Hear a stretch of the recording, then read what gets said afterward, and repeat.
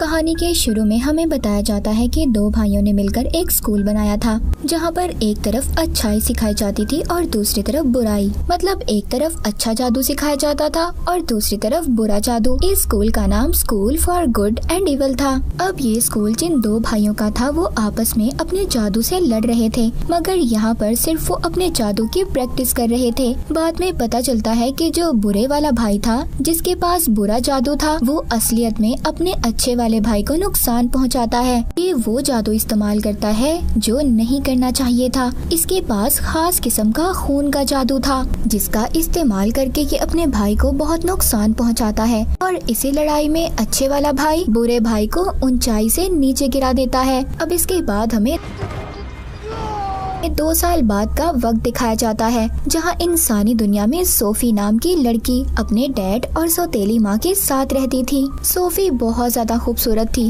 वो परियों की दुनिया में जाना चाहती थी, जहां जाकर वो प्रिंसेस बनना चाहती थी। उधर ही एक और लड़की रहती थी जो सोफी की बहुत अच्छी दोस्त थी, मगर ये बिल्कुल प्यारी नहीं थी। इसके बाल चुड़ैलों जैसे थे, इसीलिए शहर के सब लोग इसको चुड़ैल बुलाते थे। अब ये दोनों बिल्कुल अलग थी, मगर फिर भी इनकी दोस्ती बहुत गहरी थी। अब वो दोनों स्कूल जाती हैं, फिर वो किताबों वाली दुकान पर जाती हैं, जहाँ पर सोफी परियों और प्रिंसेस वाली किताब लेती है, जबकि उसकी दोस्त भूतों और चुड़ैलों वाली किताब लेती है। अब यहीं पर दुकानदार उसको उसी जादुई स्कूल की किताब देती है, जिसे देखकर सोफी उससे पूछती है कि ये स्कूल कहाँ पर है। वो दुकानदार कहती है, मैं नहीं जानती, शायद इस बारे में किसी को भी नहीं पता। ये या तो इसी दुनिया में होगा या फिर कहीं और सारी कहानियाँ भी इसी स्कूल से शुरू हुई थी, जो हम अक्सर किताबों में पढ़ते हैं, वो यहीं से लिखी जाती हैं। मगर सोफी की दोस्त यकीन नहीं करती। वो दुकानदार बताती है, कुछ सालों पहले हमारे गांव की लड़की को भी इसी स्कूल के मॉन्स्टर उठा कर ले गए थे, जिसका आज तक कुछ पता नहीं चला। अब सोफी उस स्कूल के बारे में इतना कुछ सुनकर ये वहाँ पर जाना चाहती थी। वो एक खत लिखती है और उसको एक पेड़ पर लगा देती है, जिसके नीचे वो अपना और अपनी दोस्त का नाम भी लिख देती है।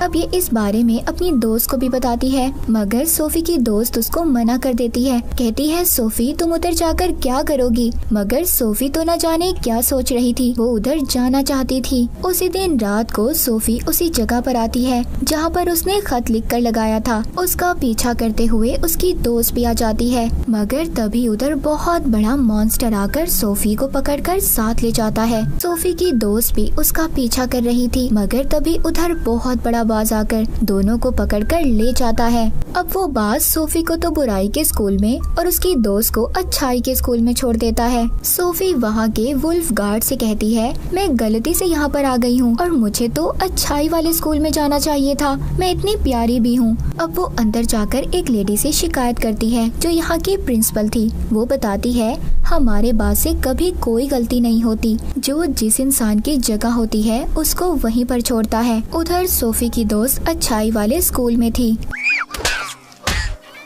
जिसे देखकर वहाँ की कुछ लड़कियाँ उसका मजाक बनाती हैं। कहती हैं, तुम्हारे बाल बिल्कुल चुड़ैलों जैसे हैं और कपड़े तो देखो, हमें लगता है तुम गलती से यहाँ पर आ गई हो। तभी कुछ परियां आकर सोफी की दोस्त को वहाँ के प्रिंसिपल के पास लेकर जाती हैं। सोफी की दोस्त कहती है, मैं यहाँ पर नहीं आना चाहती थी, यहाँ पर तो मेरी दोस्त आना चाहती थी। जिस बात पर वो प्रिंसिपल कहती है, हमारे बात से कभी गलती नहीं हो सकती और नेवर यहाँ पर कभी नहीं आ सकते। अब यहाँ पर सोफी की दोस्त, जिसका नाम अगेता था, उसको नेवर का मतलब समझ नहीं आता। प्रिंसिपल बताती है, जो बच्चे बुराई के स्कूल में जाते हैं उन्हें नेवर कहा जाता है, क्योंकि वो कभी खुश नहीं रहते, और जो बच्चे अच्छाई के स्कूल में जाते हैं उन्हें एवर बुलाया जाता है, जो हमेशा खुश रहते हैं। अब सब बच्चों को एक हॉल में जमा किया जाता है, जहाँ पर अगेता ने बहुत भारी ड्रेस पहना हुआ था, जबकि सोफी ने बिल्कुल सादा काला ड्रेस पहना हुआ था। हालांकि उन दोनों की पसंद बिल्कुल अलग थी। यहाँ पर बुराई के स्टूडेंट सादा कपड़े पहनते थे, जबकि अच्छाई के स्टूडेंट बहुत ही प्यारे कपड़े पहनते थे।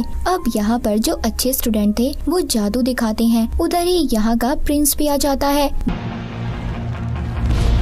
मगर इसको एक बुरा स्टूडेंट चैलेंज करता है और उसे नीचे गिरा देता है। तभी इसकी नजर सोफी और एगिता पर पड़ती है, मगर ये किसी दूसरी लड़की के पास जाकर बैठ गया था। अब यहाँ पर स्कूल के हेड आते हैं। ये वो ही हेड थे जिन्होंने अपने भाई को मार दिया था, जो बुरा था, जो हमने कहानी के शुरू में भी देखा था। प्रिंस भी इन्हीं का बेटा था। अब यहाँ पर ये सब स्टूडेंट से कहते हैं सबको दिल लगाकर पढ़ना होगा और अच्छे से नंबर लाने होंगे, और जो अच्छा होगा उसी के बारे में कहानी लिखी जाएगी और उसको इंसानों की दुनिया तक पहुँचाया जाएगा। मगर तभी एगिता और सोफी कहते हैं अगर कोई गलती से गलत जगह पर आ गया हो तो हेड कहता है नहीं, ऐसा नहीं हो सकता, हमारे से गलती नहीं हो सकती। ये कहकर वो यहाँ से चले जाते हैं।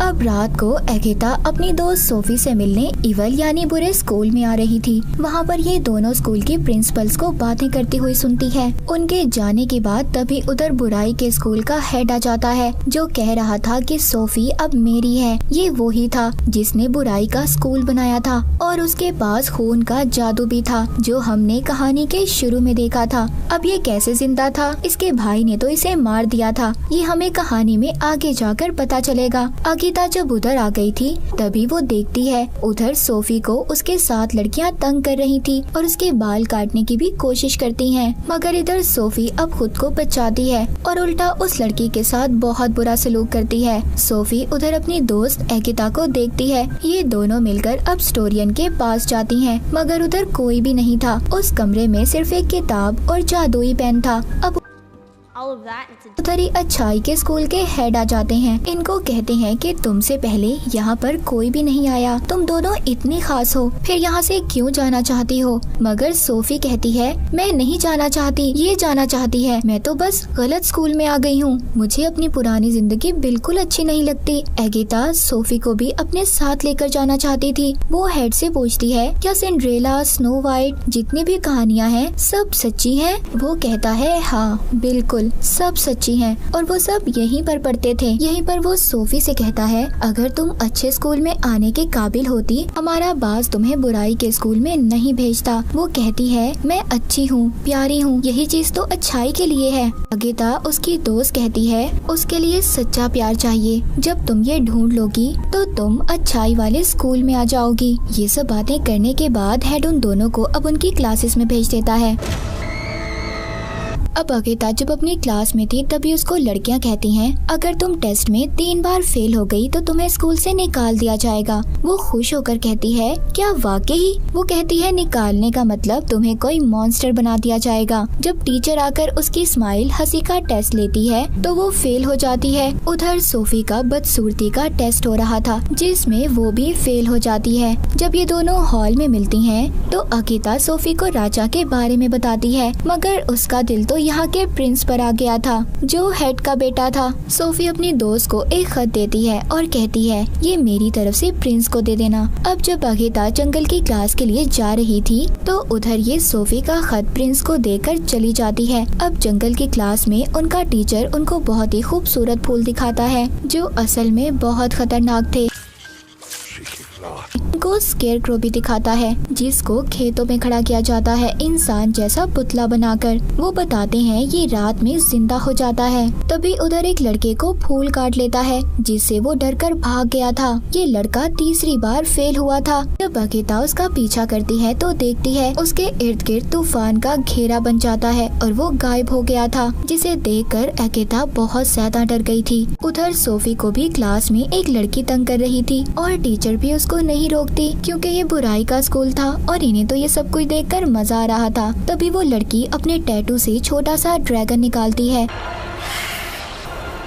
जो सोफी पर हमला कर देता है, उसे तंग करता है, उसे मारने की कोशिश करता है। सोफी कुछ नहीं कर पाती, बस अपनी जान बचाकर इधर उधर भाग रही थी। तभी वहाँ पर बहुत सारी मधुमक्खियाँ आ जाती हैं जो उस ड्रैगन को चिपक गई थी, जिस वजह से अब उस लड़की का दम भी घुटने लगता है जिसने ड्रैगन को सोफी के पीछे भेजा था। तभी सोफी उसको मना करती है। अब जो मक्खियाँ थी वो कोई और नहीं बल्कि बुराई का हेड था जिसके पास खून वाला जादू भी था। सोफी को प्रिंसिपल जल्दी उसे यहाँ से ले जाती है। वो पूछती है ये कौन था। वो अब हेड के बारे में बताती है, साथ ही ये भी कहती है कि तुम बहुत ताकतवर हो। पर सोफी कहती है मुझे ताकतवर नहीं बनना, मैं तो बस अच्छे स्कूल में जाना चाहती हूँ, मुझे तो बस अच्छे स्कूल में जाना है। जिसके बाद दूसरी तरफ हम अच्छाई की प्रिंसिपल को देखते हैं, जो सब स्टूडेंट को ये कह रही थी कि अच्छाई हमेशा बचाती है। तभी अकिता उस लड़के के बारे में पूछती है जो जंगल से गायब हो गया था। वो